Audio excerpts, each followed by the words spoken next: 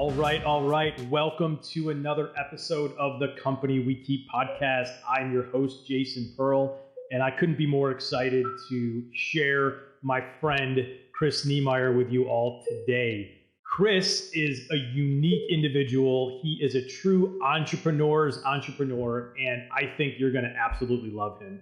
Chris resides in Dunedin, Florida. He's a devoted husband to his wife, Alicia. He's the daddy to 4 children, 2 girls and 2 boys. He has an amazing story that I can't wait to share with you. He is a business coach. He's a real estate investor. He's a crypto investor and enthusiast. He's created multiple online courses, and he's just downright one of the best human beings I know. He's founded the Freedom Business System, the Fud Factor Business System. He's the co-founder of the Entrepreneurial Family Man, as well as many other collaborations. So, Chris, welcome. So happy to have you. Hey, Jason, it is fun to be here, man. This is a long time coming, and you're just a great friend and a resource in so many ways. And I know this podcast is serving a lot of people, so it's an honor to be Thanks, honored man. to be Really here. Appreciate that. So I think where we want to start is how you and I came to be, right? We talk about the company we keep and who you surround yourself with. And so I just kind of want to share that story of how you and I came to know each other. So back in late 2018, I've shared the story about how I met Michael McGreevy, who was a guest in on episode 1 of season 2. And you and he and a few others partnered to start the Entrepreneurial Family Man. So when I met Michael, he introduced me to you and Chris McCluskey and Jamie Slingerland and a few others. And then we started a mastermind that I joined and was part of a mastermind with you.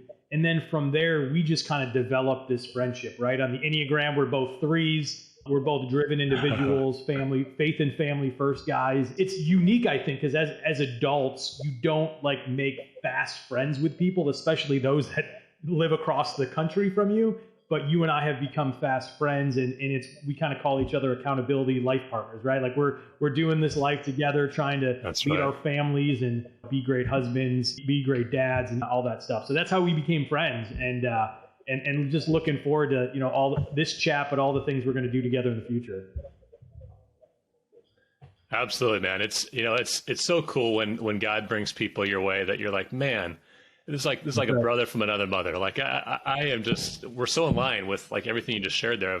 We see business, we see life through our faith and our family lens, and like everything we do has to filter through those priorities. Now, I just remember like having great conversations with you, getting to know you, and then it's fast forwarded to, hey, we're coming down to Florida, like let's connect. And our family's driving down to go where you are. And like, it might sound romantic and cheesy, but like we're taking a long walk on the beach together, just exploring all these topics that we both hold so dear. So it's great to find a fast friend in you, man. And I consider you a friend for life. So absolutely, we're just getting started. And that I think is, and it's one of the reasons I started this podcast, but it's something that I think is so important to kind of share, because there's so many people like us that are, dare I say, in their early 40s, that are 20 years into their career. They've got the stresses of life. They've got the stresses of business. They've got, we just came out of COVID and all those things. And it sounds so cheesy when you say who you surround yourself with matters, but it really does. And if you look around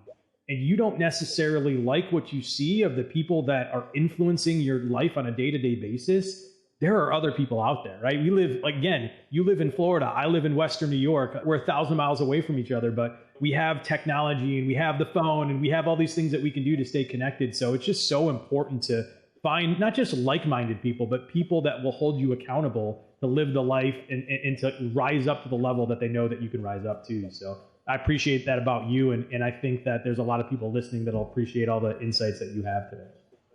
So. Well, thank you, man. Yeah, no, it's true. Like even after that Entrepreneurial Family Man, we put that down last year during COVID. It was like we picked up an organic phone call that we do every 2 weeks together just to check in and talk about these exact topics: faith, family, business. Like, how's it all going in those areas? Keeping each other accountable and holding each other to what we're doing. So, but let's get into it. Let's talk about some questions. I'm so excited for the audience to hear about you and really hear your story, because it's a story of success, but in a super unique way. And I think that as people have heard from this podcast, success is an individual definition for each person. And you are such a great example of that. And what I'd first like to ask you to do is maybe, because you have such an amazing story starting from like post college and kind of what you decided to do. Can you kind of share a little bit like post college, what you did briefly for your first career, then how Mission Travel was born and why it was born and how that all shook out? Yeah, man, that's a longer story, but I'll try to keep it succinct here. But yeah, I got bit by the political bug during my last year at college. I was a social science and poli-sci major, and so got thrust into and got accepted into a job actually my senior year being a political analyst. Young guy trying to figure out how to be a political analyst, but for this big PAC, a political action committee in San Diego. It was one of the most influential, biggest donors of all of California. Well, about a year and a half into that, my boss, who was 20 years older than me, had a very Nixon-esque resignation. And so he was out, this board of 20 old white males that were all decamillionaires looked around and went, well, there's this kid in his 20s we could hire. Let's try him. So here I am, like literally 23 years old, running this very influential group of business owners in Southern California. And our job was essentially to identify candidates to run for office at every level of government, and then get behind them in a big way to fundraise and support them. I'm basically a young guy asking for big checks. And so we're hosting these fundraisers for congressmen, and I've got people on speed dial that people be like, wow, you got connections. So from an early age, to your point, like I felt like there was success there. Like I'm at this season of life where it's like, wow, there's power, there's access, money, all that kind of stuff. I was the San Diego's youngest ever 40 under 40 guy that was like named. But I realized, Jason, that the pace of life was crazy. I'm a newly married guy at the time, thrown into these crazy parties and situations and whatever. And just realized like, man, this is almost like I'm living someone else's dream, because it wasn't totally aligned with who I was and how I'd grown up. And so I remember going through this process of like, is this what I want to do for the rest of my life? I don't want to run for office personally, although I could have certainly done that and been in a great position to have people, behind me and mentors that wanted me to. Or I was just going to be a political hack or a chief of staff for the rest of my life. And I kind of hit this point, and this is like early 2006. We had been in this just crazy pace of election cycles and recalls and special elections. So it just felt like it never ended. And the pace was crazy. Personal life was getting crazy because we were at the point of like about 5 years of marriage. We talked about wanting to start having kids at that time. But my wife was going back to school. So we were like ships passing the night. I mean, I'm up early before she's out of bed, doing my power breakfast, and then it would extend through dinner and cocktail parties, and she's doing night classes. And I remember this one particular evening when I'm leaving downtown San Diego late, and I'm in the background in the rearview mirror, seeing lights still on all these buildings, thinking about the people working late, and I'm like, man, I'm kind of one of those guys, and I never thought I'd be one of those guys. And just processing the pace of life and the pressures. I'm driving up through, if you know San Diego, near the Miramar Air Force Base. Okay, this is where they've filmed Top Gun, and those like the real life brave dudes that are fighter pilots. And I'm going, man, these guys they've got it together. They're brave. And can I make a brave decision to leave what I'm doing to something that's unknown? Because I was really processing all of that. Like, this is not what I want to do for the rest of my life. What do I want to do? But that was the night where, and I don't know how God speaks to everybody, but for me, it was through the radio that night, because I'm processing all this mentally. I turn on the radio, and there's this song by Switchfoot, and it's called "This Is Your Life." And the song goes, "This is your life. Are you who you want to be? This is your life. Is it everything you dreamed that it would be?" And I'm going, no, it's not at all. Like, what am I doing? Like, I'm not the man I should be. I'm not the husband. I'm certainly not ready to be the father that I'm prepared to be. I've got to make some changes. And literally, Jason, I was crying out to God in the car, started weeping, had to pull over because I was like, could not see.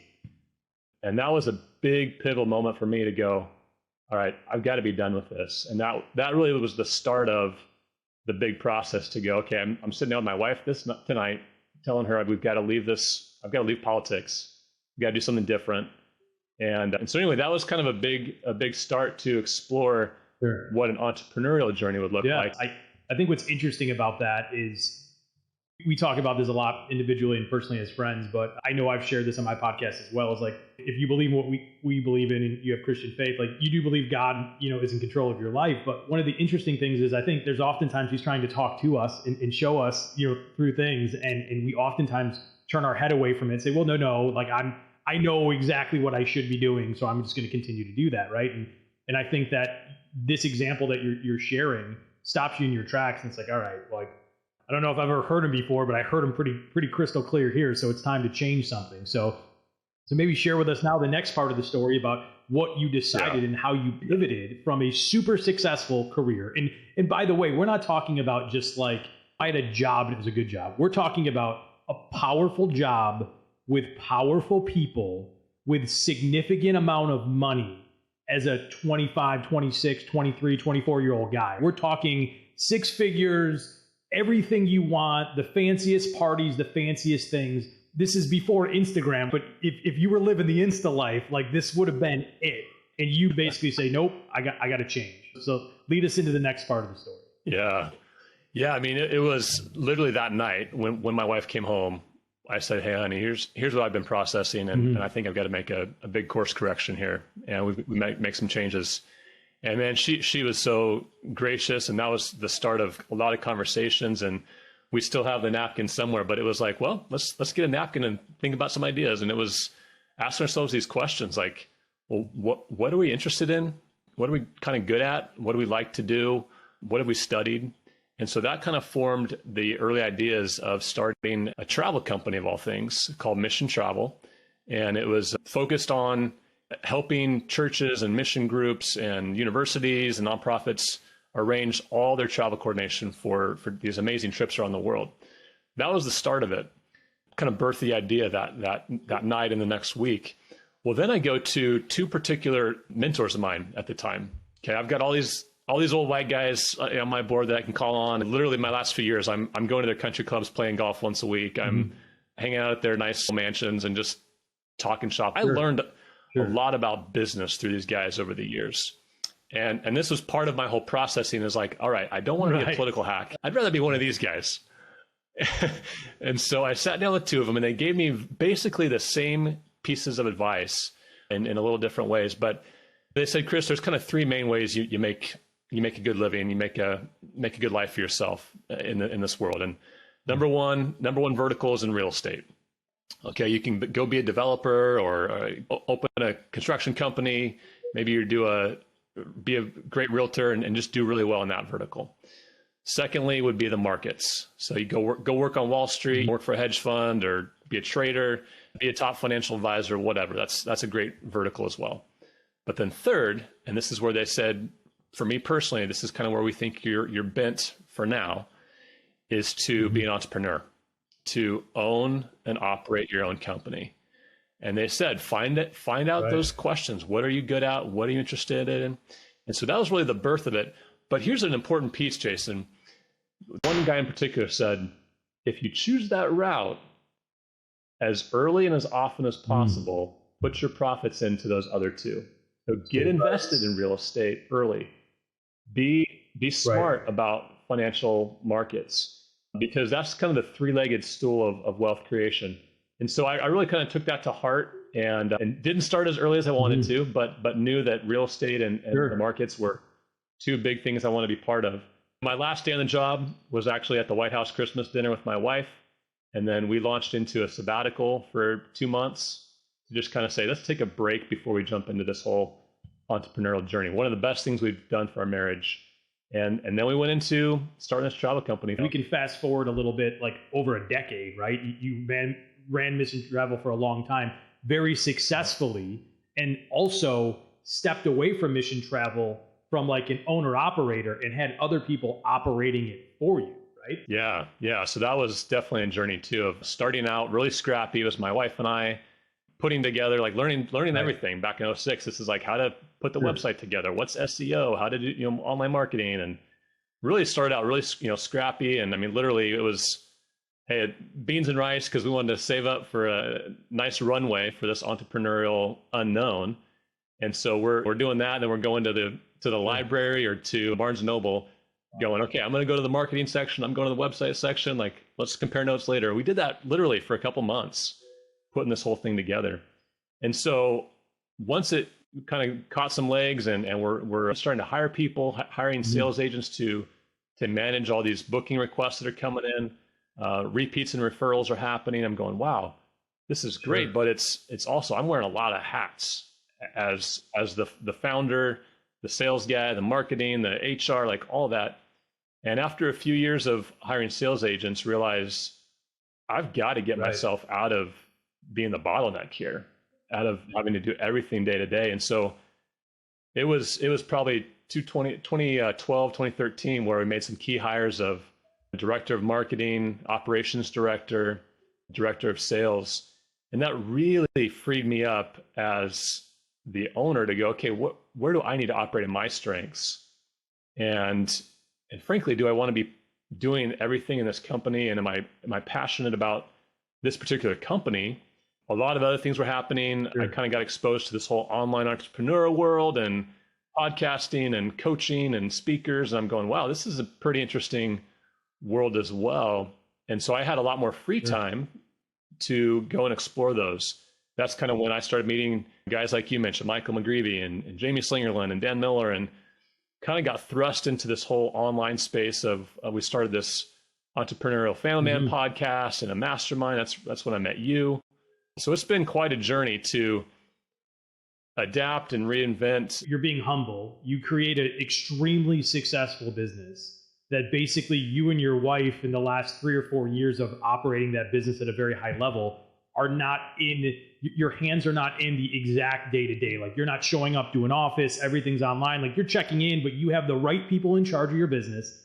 It's generating more than enough income for you to live the lifestyle that you want to live with your family. And COVID hits and travel ends immediately. Like in your business was the first wave of businesses hit. So over the course of the last 18 months, it's come in waves, but like the travel industry, everyone knew what happened with cruise ships and stuff like that. You're planning all of these events. So your company goes from succeeding way up here to zero revenue. And not only zero revenue, but people have given you money, right, as down payments to their trips and all these things. So you have to not only work through, I'm not bringing in any new revenue. The money I have left is actually money that isn't mine. So you have to figure out ways to like give it back and make it right based on the business, and then you shut it down. And that in and of itself is probably another whole podcast that we could talk about. But the reason that I share that, because I know your story, is the fact that you went from top of the mountain to my business brings in nothing. And now I need to figure out how to support my family. And you've been a very conservative person when it comes to the way you spend and the way you do things. So you had certain things set up, but you started to, and this is where I kind of want to take the next step of this conversation, is you pivoted very quickly.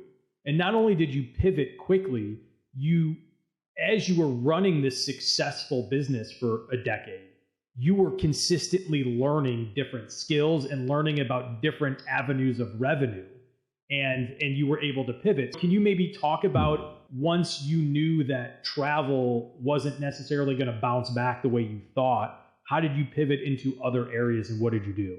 Yeah, man, it felt like the longest couple of months of my life there for a while, if I'm being honest. And you recapped pretty well there about how our industry works, especially with these trips, right? People are booking with us and paying us for trips that are going to happen 3, 6, 9 months down the road. And so I'm starting to look at the numbers in like early February going, man, things are not looking good in terms of like bookings. This is not normal. And I remember getting a call from one of my sales agents like late February, and she goes, Chris, I didn't talk to all my sales agents that often. We had like a once a month team meeting, and my other team is really the ones connecting with them.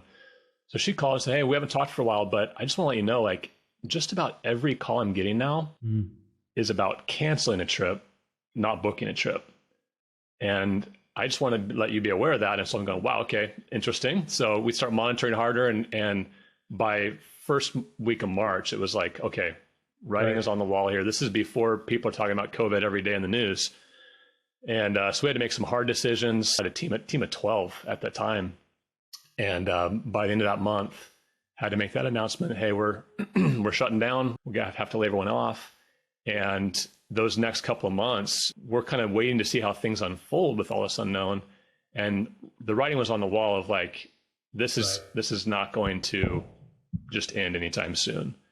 And so to your point, I mean, we were doing 6 figures profit, multiples of that, a couple of those years, to the reality that I had to face of, I've got to give back over $100,000 of profits back to these people that are paying for these trips that are now canceling.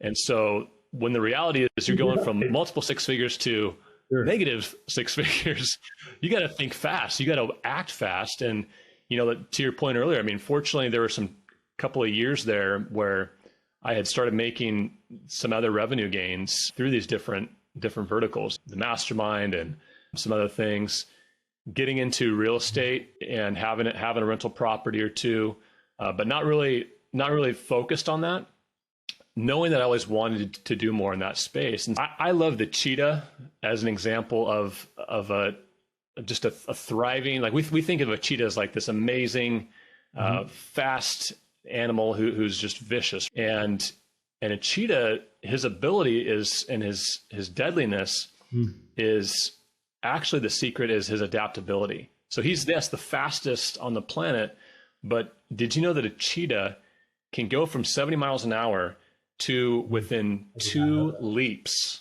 stop on a dime? And he can switch directions mid leap. That's what makes him so dangerous to his prey, is his adaptability. And so I've taken that animal to heart, to say, okay, you've got to fail forward fast to try things, and you've got to be adaptable. By the end of like April, when I'm taking care of all my employees and making sure they're all set up on unemployment, and we're monitoring all that kind of stuff with all the different states, I'm going, all right, now I've got to figure out my big next steps to make up for this loss and to really kind of reinvent myself, frankly.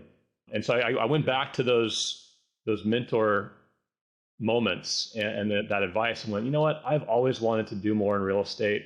I see this as a great opportunity, and really threw myself into that, as well as some of the other coaching stuff that I was doing. Because frankly, Jason, I was kind of living on, resting on my laurels, so to speak. This company was going well. I'm not putting a lot of time into it. The income is coming in, whether I'm kind of doing much with it or not. And it was kind of getting stagnant, frankly. What's interesting about that is what you just said, is that you had your career to a point where, I don't want to say autopilot, but you had multiple years of success. You're like, this is what life is like. I just run this business. I get to do all these other fun things.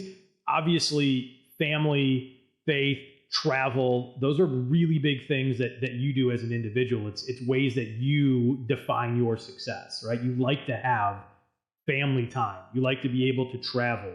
So that's always important. So what's even more amazing about this story is that you were always moving. You're a guy that's always thinking, but how many of us get in that autopilot zone where it's, hey, this is what life is supposed to be like. We just succeed. I've worked hard. I'm smart. Like, I do all these things. And then boom, 100-year pandemic comes by and it crushes your business, your livelihood, and your income stream. Hey everyone, thanks for tuning in to this episode of the Company We Keep podcast with my special guest, Chris Niemeyer. Hope you got a ton out of the first episode of a 2-part series with Chris. There was so much information packed in there, and if there's anything you missed, or you want to re-listen to it, or you want to check the links or anything we talked about, please visit jasonmpearl.com, where you can find all the show notes to this episode. Don't forget to tune in next week to hear the final part series of my conversation with Chris Niemeyer. Until next time, this is Jason Pearl. I'm out. Peace.